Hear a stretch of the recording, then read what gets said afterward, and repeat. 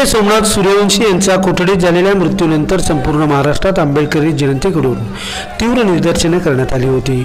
ठाणे जिल्ह्यातील मुरबाडमध्येही आंबेडकरी अनुयायांकडून जोरदार निदर्शने करीत कारवाईची मागणी केली। परभणीमध्ये एका समाजकंटकाकडून संविधानाच्या प्रतिकृतीची विटंबना केल्यानंतर परभणीत आंबेडकरी अनुयायांनी आक्रमक होऊन तीव्र आंदोलन केली होती।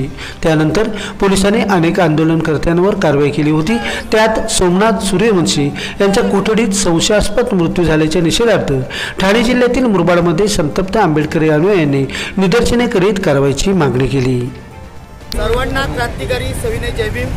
परभणीचा जो प्रकार आहे तो अतिशय निंदनीय असा प्रकार आहे। त्या ठिकाणी एका सोमनाथ सूर्यवंशी नावाच्या LLBचा शिक्षण घेत असणाऱ्या विद्यार्थ्याने त्या ठिकाणी ती जी संविधानाची विटंबना केली आणि त्या निषेधार्थ त्यांनी त्या ठिकाणी आंदोलन उभं केलं आणि आंदोलन उभं केल्याच्या नंतर त्या ठिकाणचे जे पोलीस अधिकारी आहेत, पोलीस प्रशासन आहे, त्यांनी त्याच लोकांना जे आंदोलनकर्ते होते त्या आंदोलनकर्त्यांवरच त्यांनी मारहाण त्यांना केलेली आहे आणि त्याच्यामध्ये सोमनाथ सूर्यवंशी सारख्या होतकरू विद्यार्थ्याचा त्या ठिकाणी हत्या झालेली आहे। त्यामुळे पोलीस प्रशासन देखील आपल्या पाठीशी नाही याची आपण सर्वांनी खबरदारी घ्यायची आहे। नगरपंचायत प्रशासनाला देखील सांगतो की आमची एक मागणी आहे की या ठिकाणी डॉक्टर बाबासाहेब आंबेडकरांचा पुतळा आहे, हा मध्यवर्ती ठिकाणी पुतळा आहे। या ठिकाणी आमची प्रामुख्याने मागणी आहे की आपण या ठिकाणी CCTV कॅमेरे बसवावेत जेणेकरून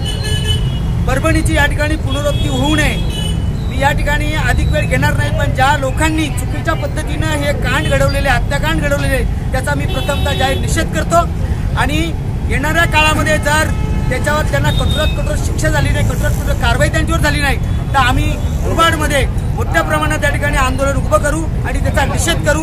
जय भीम, जय भारत। आपण पाहतात लाईव्ह अस्मिता TV न्यूज, उमेद नव अस्तित्वाची।